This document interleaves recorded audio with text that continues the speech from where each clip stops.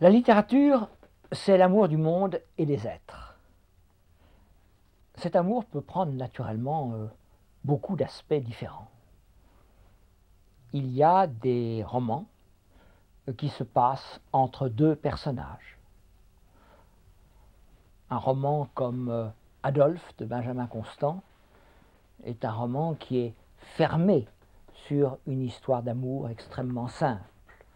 Un roman comme La princesse de Clèves se passe dans un milieu très particulier, puisque c'est le milieu du XVIIe siècle et la cour du roi de France à son maximum d'éclat, mais il y a très peu de personnages qui sont impliqués dans le récit. Dans le roman moderne, il y a quelque chose de nouveau qui est intervenu parce que le monde a changé. J'ai vu dans les journaux il y a quelques jours que vers la fin du siècle, après-demain, dans une douzaine d'années, nous mettrons 1 heure pour aller de Paris à New York et pour aller de Paris à Montréal.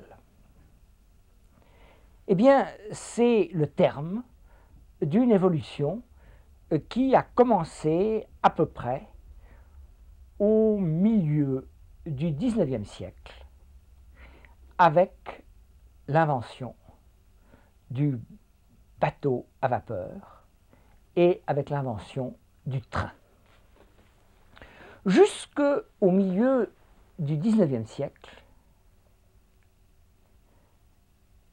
les gens mènent à peu près la même vie depuis des siècles et des siècles. On peut soutenir que Napoléon passe les Alpes à peu près de la même façon qu'Hannibal les avait passés. Hannibal avait des éléphants et Napoléon a des canons. C'est la seule différence. On met le même temps et on utilise les mêmes moyens.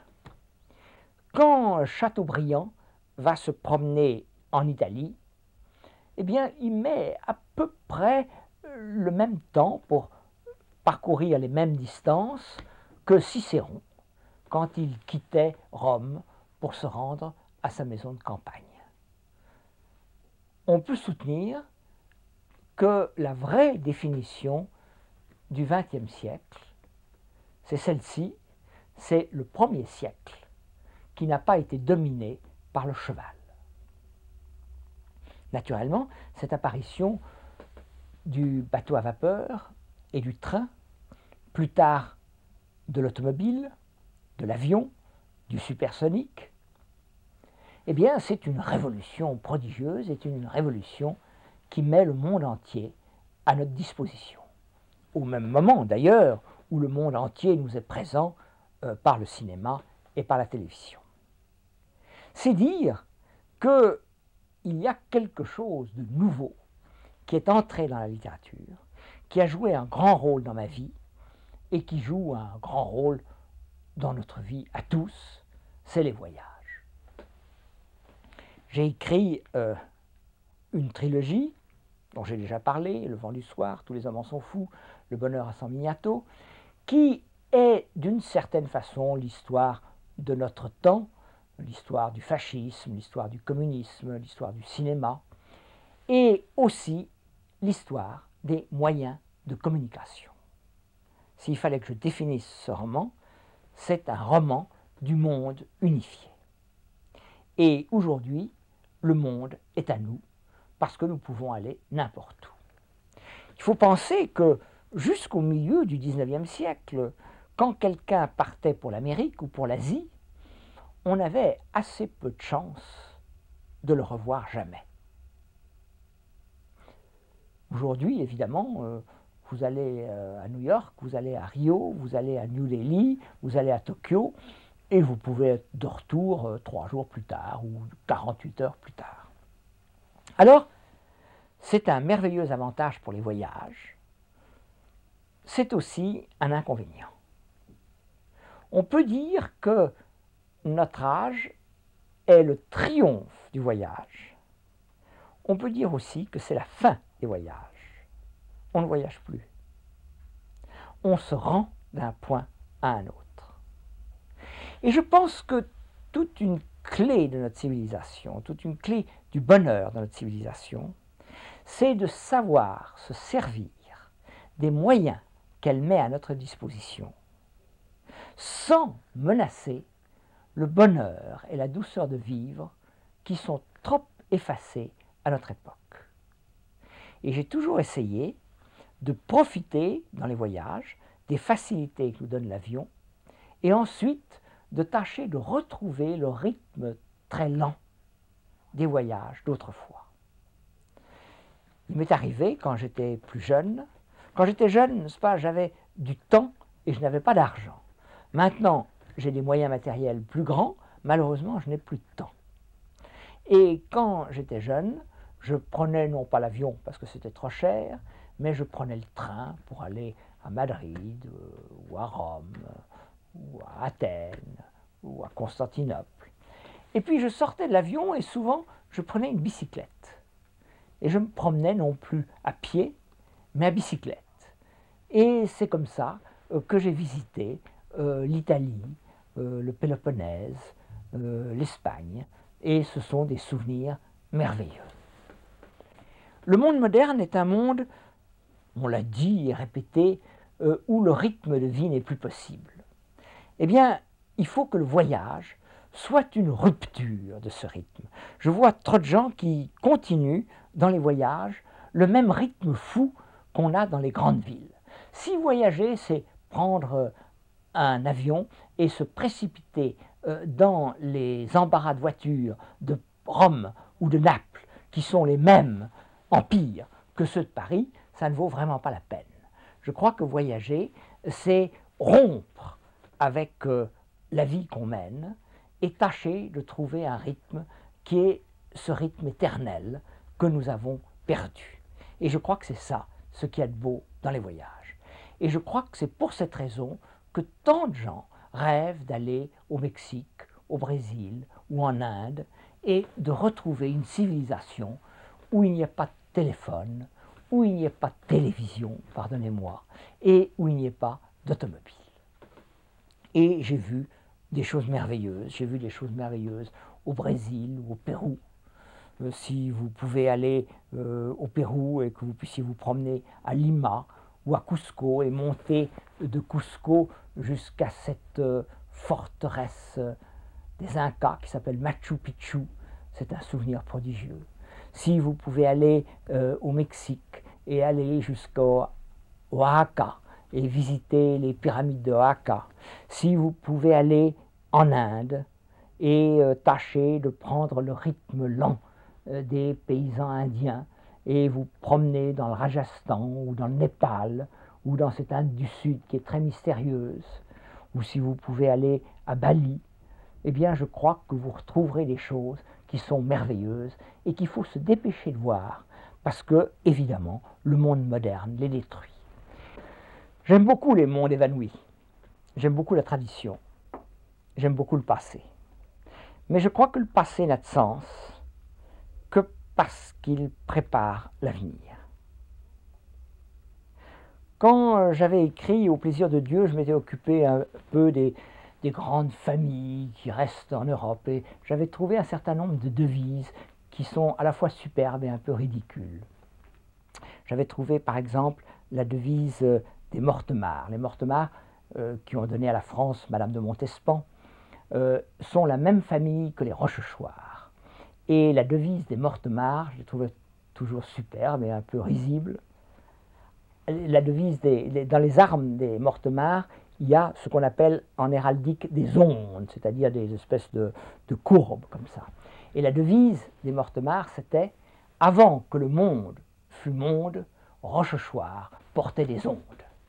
Eh bien, il y a à peu près la même devise dans une grande famille de Bohême ou de Hongrie, qui sont les Esterházy, qui est aussi un superbe et un peu ridicule. Sous Adam III Esterházy, Dieu créa le monde. Mais il y a une devise que je trouve plus belle que toutes ces devises qui sont tournées vers le passé. C'est la devise des Broglie. Les Broglie sont une grande famille à qui un homme de gauche, qui était Léon Blum, a rendu le plus beau des hommages en parlant de Louis de Broglie, mon confrère à l'Académie, qui est un génie presque égal à Einstein. Et Léon Blum avait dit en parlant de Broglie, cette famille où le talent était héréditaire jusqu'à ce que le génie y entrât. Eh bien, les Broglie ont, je crois, la plus belle devise pour une grande famille enracinée dans le passé, et cette devise, c'est « pour l'avenir ». Je crois que la tradition n'a de sens que parce qu'elle prépare un avenir. Je crois que les traditions n'ont de sens que parce qu'elles acceptent d'être bousculées pour préparer le futur. Et je crois que les souvenirs n'ont un sens que parce qu'elles permettent des projets. Et je crois que l'avenir doit s'appuyer sur le passé, que l'avenir sans passé est condamné d'avance, mais que le passé sans avenir n'a aucune espèce d'intérêt. Et c'est pour cette raison qu'en même temps que les mondes évanouis que nous donnent les voyages, je crois que les voyages ne sont vraiment réussis que quand ils sont une coupure avec le monde technique où nous vivons et quand ils sont une espèce de forme d'évasion amoureuse. Et c'est pour cette raison que je crois que les voyages sont tout à fait liés à la passion et à l'amour, et que, à eux deux, voyage et amour, ce sont deux piliers de la littérature. J'ai déjà dit, je crois, que toute une partie du roman français et du roman en général tourne autour de la passion. Et que si on supprimait la passion, on supprimait en même temps le roman. C'est encore bien plus vrai de la poésie. Qu'est-ce qui resterait de la poésie si on en enlevait, si on en retirait la passion? Voici des fruits, des fleurs, des feuilles et des branches, et puis voici mon cœur qui ne bat que pour vous. Ne le déchirez pas avec vos deux mains blanches, et qu'à votre cœur si beau, l'humble présent soit doux. J'arrive, tout couvert encore de rosée, que le vent du matin vient glacer à mon front. Souffrez que ma fatigue à vos pieds reposés, rêve des chers instants qui la délaceront. Sur votre genou sein, laissez rouler ma tête, toute sonore encore de vos derniers baisers.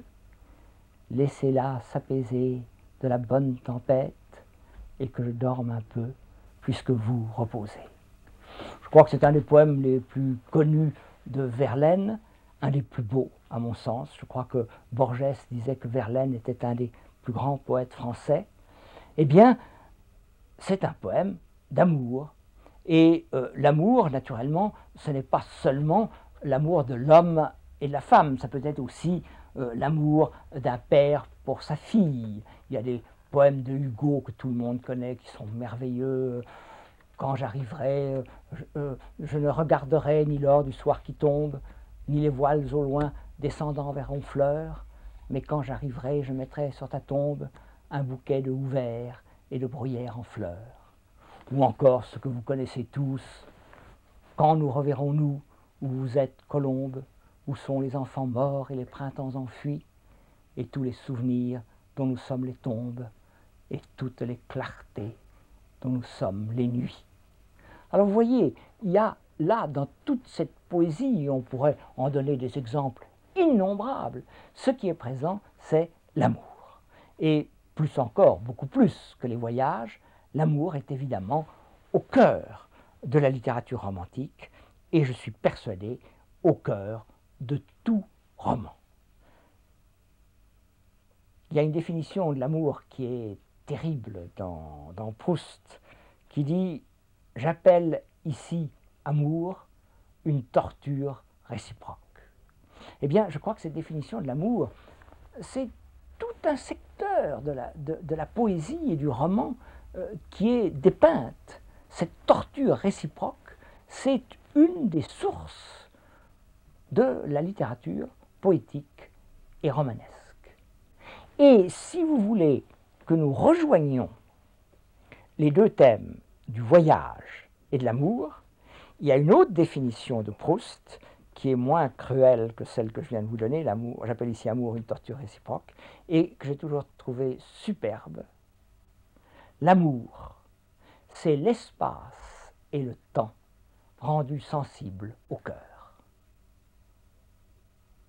Alors vous voyez, l'espace et le temps rendus sensibles au cœur, on voit comment l'amour occupe à la fois tous les instants d'une vie et tous les lieux du monde. Et je crois que ce qui est une des clés de la littérature moderne, c'est que nous pouvons nous déplacer à travers le monde. Et je défendrai volontiers l'idée que jusqu'au début du XXe siècle, jusqu'à Proust, jusqu'à Jules Romain peut-être, la littérature est encore une littérature régionale. Ça se passe dans un certain pays, en général dans une certaine ville, très souvent en France, à Paris ou dans une ville de province. Et quand ça se passe à Paris, ça se passe sur la rive gauche, dans le quartier latin, à Saint-Germain-des-Prés. Je crois que ce qui est devant nous, c'est une littérature universelle, une littérature où les voyages nous permettront de dépasser les frontières. Et c'est un peu ce que j'ai essayé de faire avec la série Du vent du soir. Et je suis persuadé que la littérature moderne sera une littérature qui sera de moins en moins fermée sur un seul pays. Naturellement, il faut garder des racines, il ne faut pas parler de façon vague, comme je l'avais dit tout à fait au début de ces entretiens. Il est très important qu'un écrivain, qu'un artiste, qu'un poète, qu'un musicien, qu'un peintre soit enraciné quelque part. Mais cet enracinement doit le faire monter vers l'universel. Je crois que, par définition, l'écrivain est un personnage qui est en marge, un personnage qui est solitaire et un personnage qui est cosmopolite. Il est cosmopolite parce que les voyages ont pris une tellement grande importance dans notre vie et parce que l'amour aujourd'hui n'est plus enfermé dans un village, dans une ville, dans une région, dans un pays, mais qui s'étend aux dimensions de l'univers. L'amour, les voyages, les sentiments, les passions, tout ça n'est peut-être fait, comme disait Mallarmé, que pour aboutir à un livre. Et c'est ce qui rend les écrivains à la fois si odieux et si attachants. Ce sont des monstres d'égoïsme. Je ne recommanderais à aucune mère de famille responsable de souhaiter à sa fille d'épouser un écrivain. Il vaut mieux épouser un pilote d'essai ou un cascadeur ou un type des services secrets. Parce que pour un écrivain, le bonheur n'est probablement pas ce qui met par-dessus tout. Ce qui met par-dessus tout, c'est l'expérience pour faire un livre. Je voudrais vous raconter une histoire juive que j'aime beaucoup. Il y a bien longtemps, dans les temps très reculés, il y avait une catastrophe qui menaçait le monde. Mais il y avait un rabbin très sage et très saint qui savait ce qu'il fallait faire pour écarter la catastrophe. Il fallait allumer, selon un certain rite, un feu dans un certain coin d'une certaine forêt. Le rabbin a été vers la forêt, il a trouvé le coin secret et il a allumé le feu selon le rite et le monde a été épargné. Le rabbin est mort et un autre rabbin lui a succédé et une autre catastrophe a menacé le monde. Le rabbin, malheureusement, le nouveau rabbin, ne savait plus quel était le coin secret de la forêt où il fallait se rendre. Mais il savait encore dans quelle forêt il fallait se rendre et il connaissait le rite secret du feu. Il s'est rendu dans la forêt, il a allumé le feu selon le rite secret et la catastrophe a épargné le monde. Des siècles et des siècles ont passé et une nouvelle catastrophe a menacé le monde. Mais le rabbin ne savait plus quel était le coin secret où il fallait se rendre, et il ne connaissait même plus la forêt, qui avait été probablement détruite. Mais il connaissait encore le rite secret, il est sorti devant sa maison, il a allumé le feu selon le rite secret, et la catastrophe a épargné le monde. Et puis, nous arrivons à notre époque, et plus que jamais, une catastrophe menace le monde. Malheureusement, le rabbin ne connaît plus le coin secret de la forêt, il ne connaît plus la forêt, et il ne connaît même plus le rite secret selon lequel allumer le feu. Mais heureusement, il connaît l'histoire, et il sait qu'il suffit de raconter l'histoire pour que la catastrophe soit épargnée au monde. Eh bien, voilà, je crois, un peu la littérature. La littérature, c'est une histoire. Ce sont des mots. Il y avait un grand peintre à qui un de ses amis disait « J'ai des idées pour faire un très beau tableau ». Et le peintre lui avait répondu « On ne fait pas un beau tableau avec des idées, mais avec des couleurs. » Eh bien, on ne fait pas un beau livre avec des idées, comme le croyaient peut-être des gens il y a 20 ans ou 30 ans. On fait un livre avec des mots. Seulement ces mots doivent être nourris de tout ce que nous avons dit, ils doivent être nourris d'expérience, ils doivent être nourris de voyages, ils doivent être nourris de réflexion sur soi-même, ils doivent être nourris d'amour et ils doivent être nourris de passion. Et une fois que vous avez toutes ces choses à dire en vous-même, alors vous pouvez raconter l'histoire. On a beaucoup dit récemment, et il y a un nom que vous connaissez bien, qui est lié à ces théories, on a beaucoup dit que le monde de l'écriture était menacé. Et McLuhan a annoncé la fin de ce qu'il appelait la galaxie Gutenberg, au profit de ce que vous êtes en train de regarder, si vous êtes encore devant vos postes de télévision, si vous n'avez pas abandonné, et qui est l'image, la télévision, le cinéma. Je crois que la littérature et l'écriture se sont mieux défendues que ne le croyait Gutenberg, que ne le croyait McLuhan.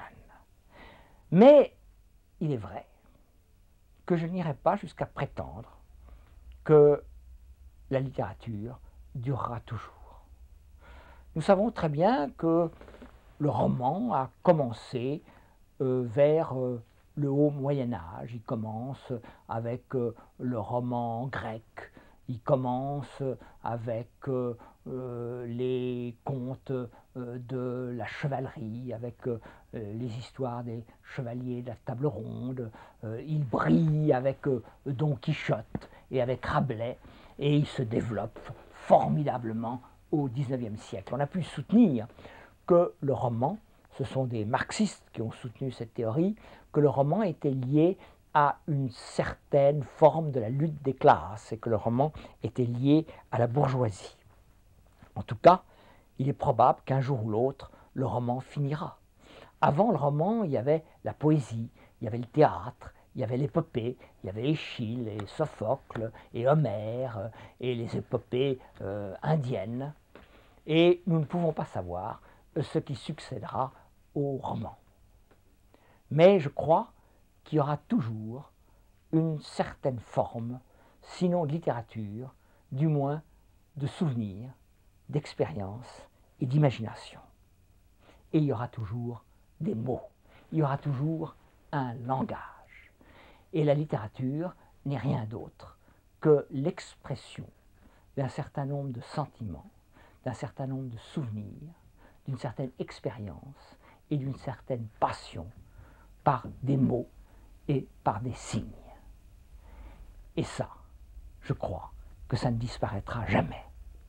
Et je pense que c'est une assez belle ambition dans la vie d'essayer de garder le témoignage de ce que nous avons connu. Nous avons tous pensé, peintres, musiciens, poètes, romanciers, que nous arrivions trop tard dans le monde et que tout avait été dit, et que tout avait été dit mieux que par nous. Mais il y a quelque chose qui ne peut jamais être dit. C'est ce qu'apporte le temps qui passe. Au fur et à mesure que le temps passe, il apporte à lui tout seul de nouvelles formes de vie, d'existence, d'expérience, de souvenirs.